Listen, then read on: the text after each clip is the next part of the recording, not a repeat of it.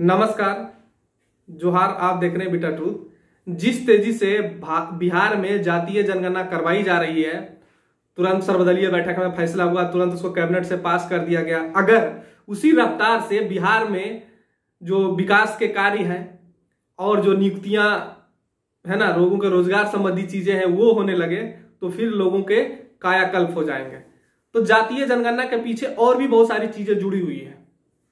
नीति देखिए, उसके पीछे एक बड़ा कारण यह है कि अब कुछ ऐसा कार्ड खेला जाए, क्योंकि विकास वाला जो कार्ड था, नीतीश कुमार की जो इमेज थी विकास पुरुष की, वो पिछले चुनाव में धूमिल हो चुकी है, वो अब खत्म हो चुकी है। लगभग विकास पुरुष वाला जो उनका चेहरा था, जो नकाब ओढ़े हुए थे, वो खत्म हो चुका है।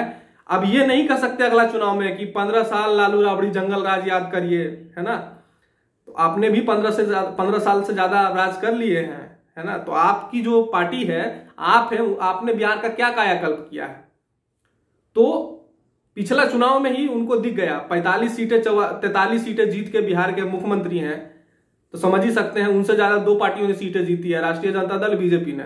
वो तो बिहार में इस तरह से की जाति परिस्थितियां हैं जिसके कारण वो मुख्यमंत्री बने हुए हैं।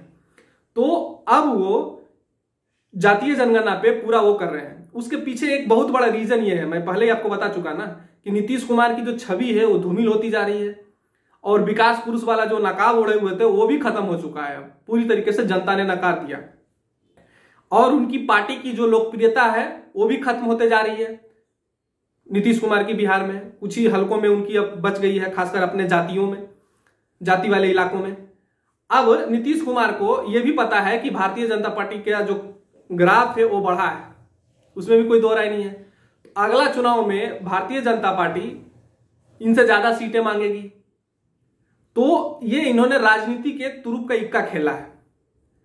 देखिए, अगर आप कहते हैं कि लोगों का विकास नहीं हो पाया, तो आप बिहार में 30 सालों से ओबीसी की राजनीति करने वाले लोगों को ही शासन है, फिर भी किसी का भला ना हो पाया। ना तो वहां पे सवर्ण का भला हो पाया, सवर्ण और गर्त में गए, ना तो ओबीसी का भला हो पाया, ना तो दलितों का भला हो पाया, किसी का भला हो नहीं पाया, ना तो मुसलमानों का भला हो पाया।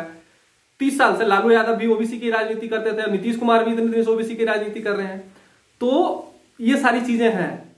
अब नीतीश कुमार को नया मुद्दा चाहिए था, क्योंकि विकास वाला मुद्दा फेल हो गया। अब अगला बार जाएंगे कहने के लिए कि हम विकास किए हैं, ये किए, वो किए। तो पिछले बार नकार दिया गया, अगला बार कहीं 20 सीटों पे, 15 सीटों पे ये सिमट ना जाए नीतीश कुमार, है ना। तो ये कह नहीं सकती ये। तो इनके पास अब ऑप्शन क्या बचा है? तो अपना जो राजनीति का स्ट्रक्चर है उसको ऊपर उठाने के लिए, हालांकि ये कुछ ही दिनों को मेहमान है, इनकी उम्र भी बहुत ज्यादा हो गई है ना। नीतीश कुमार की बहुत दिनों तक तो जिंदा रहने वाले भी नहीं, भगवान इनको ज्यादा आयु हुए, वो अलग चीजें हैं। लेकिन अपने राजनीति 5 साल 8 साल के शासन के लिए ये जो कहता है भारत का जो भविष्य है उसको बिगाड़ के जाएंगे, क्योंकि इनको सत्ता, किसी भी कीमत पे इन लोगों को सत्ता चाहिए। भले ही देश का भला हो, देश का नुकसान हो, देश किसी भी कगार पे जाए, उनसे कोई मतलब नहीं है। मैं इसका एक रीजन भी दूंगा। तो अब नीतीश कुमार क्या कर रहे हैं? जाति वाले पॉलिटिक्स में फिर वापस लौट रहे हैं, जाति वाले पॉलिटिक्स में वापस लौट रहे हैं, और ये फिर जाति वाले पॉलिटिक्स करेंगे, और जाति वाले पॉलिटिक्स करके ये फिर जातियों को गोलबंद करेंगे, और फिर ये आगे आएंगे। ऐसी इनकी सोच है। अब ये बिहार की जनता को चूज करना है कि आप विकास चूज करते हैं या आप जाति चूज करते हैं। और कुछ लोग ये भी कह रहे हैं कि इससे सवर्ण जो है, सो कॉल्ड, हालांकि वो सवर्ण रह नहीं गए हैं, किसी भी सवर्ण जातियों से ज्यादा नौकरी, ज्यादा पैसा नीतीश कुमार के जाति कुर्मी के पास है ना। अगर आप सर्वे करा लीजिए सही तरीके से, तो जितनी नौकरियां बिहार में किसी सवर्ण जातियों के पास है, जितनी पैसे किसी सवर्ण जातियों के पास है, कहीं उससे ज्यादा पैसा और कहीं उससे ज्यादा धन संपत्ति इनके जाति के पास है, कुर्मी जाति के पास है बिहार में। भले ही ये है ना ओबीसी में आते हैं, उसमें कोई दो राय नहीं है। और ऐसा नहीं कि मुझे कोई जलन है, वो सारी चीजें जो सच्चाई है वो सच्चाई है। तो जब मान लीजिए कि ओबीसी को, हाइपोथेटिकल सिचुएशन, हालांकि ये बहुत मतलब वो होगा, ऐसा नहीं है कि ये तुरंत हो जाएगा, वो हो जाएगा, वो बात नहीं है। मान लीजिए ओबीसी को 40% आरक्षण या 45% इनकी आबादी है, उतना आरक्षण दे दिया गया। तो अभी ओबीसी कितना परसेंट पर लड़ते हैं? वो जो 50% वाली जो खाली है ना, 40% वाली, वो जनरल वाली सवर्णों के लिए नहीं है, उसमें सब फाइट करते हैं। उसमें ओबीसी भी लड़ेंगे, दलित भी लड़ेंगे, आदिवासी भी लड़ेंगे, जो सवर्ण कास्ट है वो भी लड़ेंगे, है ना। तो अभी वो 40% वो 27% अपना 67% पे ओबीसी लड़ते हैं। अगर 100 सीटें हैं तो 67 सीटों पे वो फाइट कर सकते हैं, वो अच्छा करते हैं तो 67 में से वो 50 सीटें तक ले जा सकते हैं। और बिहार में कई ऐसी वैकेंसी आती है ना, कहीं बहुत ज्यादा ये होता है जिसमें ये सारी चीजें होती हैं, कोई दो राय नहीं है। भले क्वेश्चन लीक हो जाए, पेपर आउट हो जाए, आपको पता है, तो बीपीएससी जैसा एग्जाम में भी पेपर लीक होने लगा है। खैर ये सारी चीजें हैं।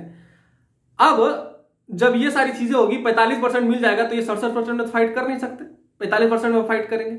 और जब ये 45% में फाइट करेंगे तो नीतीश कुमार की अपनी जाति कितनी परसेंट है, फिर उसमें वो भी होगा ना भाई। जो यादव हैं वो कहेंगे कि हम 15% है, 16% है, तो हमको 16% नौकरी चाहिए अपने 40% में से।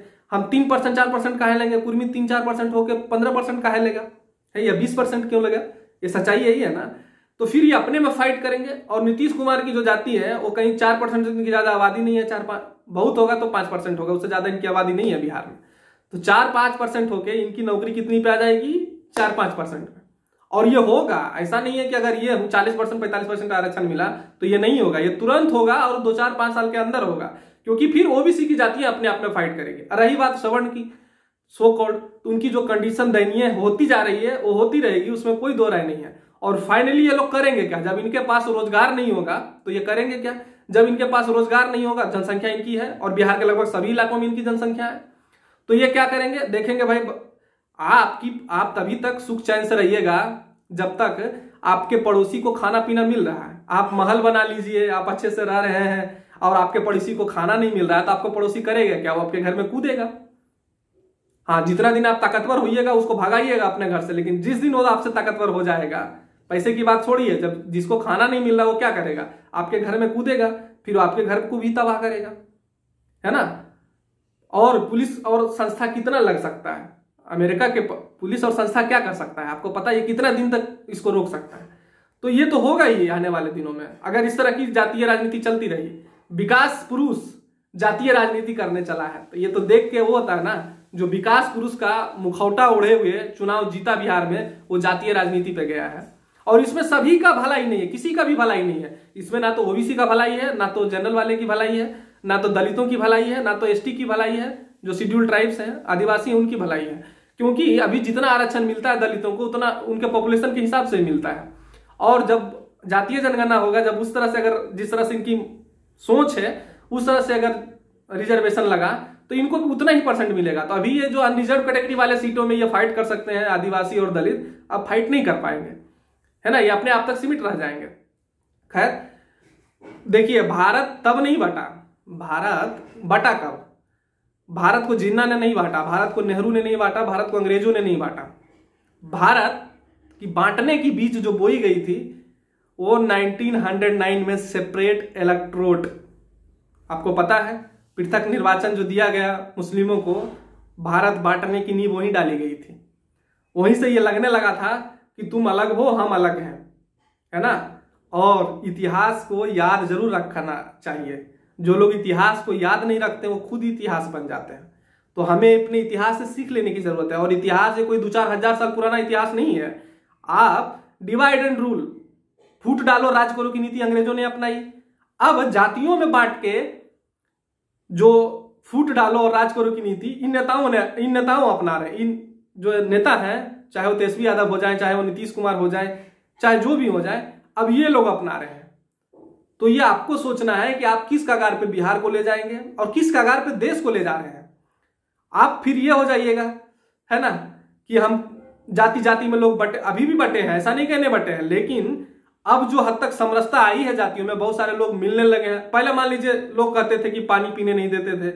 मैंने तो जन्म लिया, मैं अपने गांव में कभी ऐसा देखा नहीं, जबकि मेरे गांव में सभी जाति है, सवर्ण से लेके ओबीसी से लेके दलित से लेके, है ना, सभी है। और कुर्मी वहां पे अच्छे खासे पोजीशंस पे हैं। तो ये सारी चीजें हैं, है ना। तो ऐसा नहीं है, लेकिन जब ये होगा तो लोगों के प्रति और मेरा मानना है कि जो जाति खत्म नहीं हुई, जातिवाद जो इस तरह से बनी हुई है बिहार में, उसका सबसे बड़ा कारण है इन नेता कभी नहीं चाहते कि जाति बटे, लोग आपस में जो है एक हों। क्योंकि जब ये एक हो जाएंगे तो विकास के मुद्दों पे चुनाव लड़े जाएंगे, विकास के मुद्दों पे वोट मांगे जाएंगे, और ये विकास चाहते नहीं। क्योंकि लोग अगर विकसित हो जाएंगे, लोग अपने अधिकार मांगने लगेंगे, तो फिर ये जाति के नाम पे हमारा जात वाला है भाई, इसी को वोट दो, तो कैसे होगा, है ना।